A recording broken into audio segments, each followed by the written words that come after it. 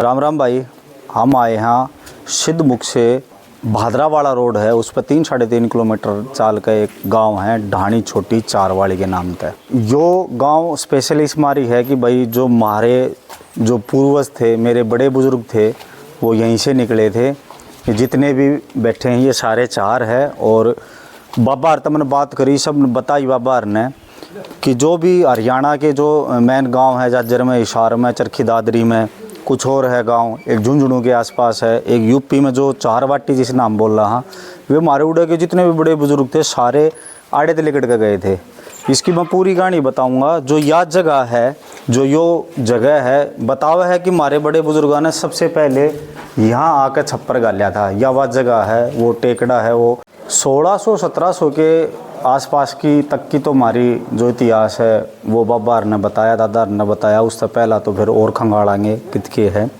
तो 1772 के आसपास जो हमारे पहला जो हमारा ठिकाना था वो था सिद्धमुखी तहसील का एक चारवास गांव। फिर वहाँ तक हमारे बड़े बुजुर्ग लिगड़े जो गए थे सिद्धमुख में।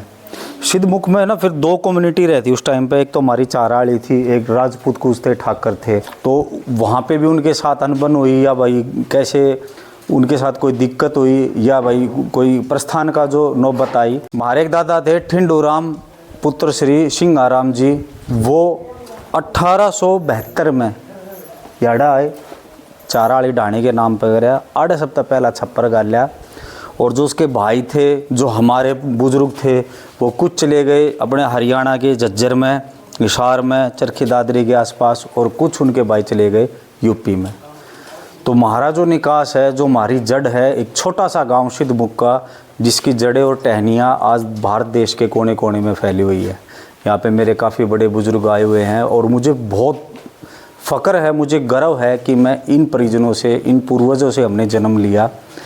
और मैं बचपन से सुनता आ रहा था कि मेरे बड़े बुजुर्ग बताते थे, मेरे दादाजी, मेरे पापा जी, कि बेटा हमारे सिद्धमुख से निकासी है, हमारे बड़े बुजुर्ग सिद्धमुख में रहते थे।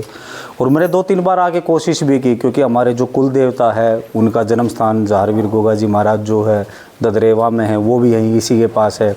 और जो गोगा मेडी है वो भी यहीं पे हनुमानगढ़ ज़िले में है। हम कई बार आए, 2-3 बार कोशिश करी, लेकिन हमें पता ही नहीं चला कि भाई चहार के तो यहाँ पे कोई गांव है या नहीं है। लेकिन आखिरकार हम अपने पूर्वजों की जन्मस्थली में पहुँच गए हैं। हम इस गांव को, हमारे बड़े बुजुर्गों को, सभी को प्रणाम करते हैं सिर झुकाकर।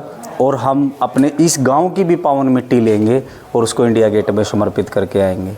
हमने भाई यहाँ की इस जगह की पावन मिट्टी ले ली है।